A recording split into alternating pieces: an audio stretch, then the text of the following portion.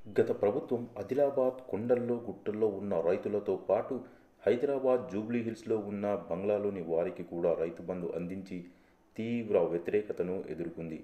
దీనిని సరిచేయడానికే కాంగ్రెస్ ప్రభుత్వం కొత్త నిబంధనలతో రైతు బంధును కాస్త రైతు భరోసాగా మార్చి అమలు చేయనుంది. తెలంగాణ ప్రభుత్వం రైతు భరోసా పథకానికి మార్గదర్శకాలు రెడీ చేసింది. సంక్రాంతికి రైతు భరోసా నిధులు ఇస్తామని ప్రకటించిన ప్రభుత్వం ఇందుకు సంబంధించిన తుది నిబంధనలు ఖరారు చేసిందని తెలుస్తుంది.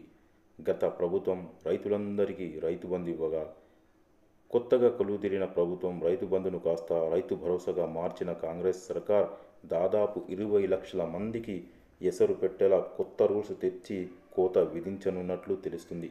కేంద్ర ప్రభుత్వం అమలు చేస్తున్న పీఎం కిసాన్ యోజన తరహాలోనే కొత్త నిబంధనలు పెట్టారని సమాచారం. గత ప్రభుత్వంలో దాదాపు 65 లక్షల మంది రైతులకు రైతు బంధు వచ్చింది.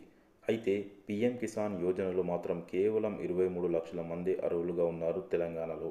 ఇప్పుడు కాంగ్రెస్ ప్రభుత్వం సగం మందికి కట్ చేసి దాదాపు 35 లక్షల మందికి రైతు భరోసా ఇచ్చేందుకు సిద్ధమవుతున్నట్లు తెలుస్తున్నది.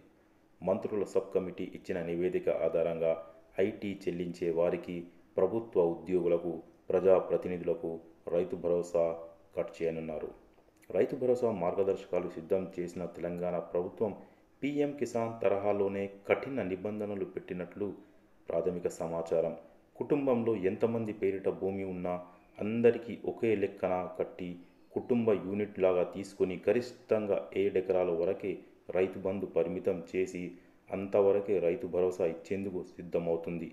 ప్రభుత్వం ఇలా చేస్తే కుటుంబాలలో గొడవలు వచ్చే అవకాశాలు ఉన్నాయని కొందరు చెబుతున్నారు. ఏది ఏమైనప్పటికీ కాంగ్రెస్ శ్రేణుల్లో మాత్రం తమ పార్టీ విధానాలపై, తమ ప్రభుత్వ పథకాలపై ప్రజల్లో సానుకూల స్పందన ఉన్నట్లు వాళ్ళు భావిస్తున్నారు.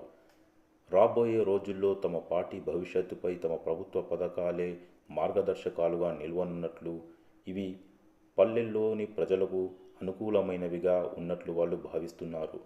పెద్ద భూస్వాములకు, పట్టణాల్లోని ప్రజలకు, పట్టణాల్లో ఉన్న ధనవంతులకు ఈ రైతు భరోసా యొక్క నిబంధనలు అంత రుచించకపోయినప్పటికీ గ్రామాల్లో మాత్రం తమ పార్టీ బలోపేతానికి ఇవి ఉపయోగపడతాయని కాంగ్రెస్ శ్రేణుల్లోని కొందరు నేతలు భావిస్తున్నారు.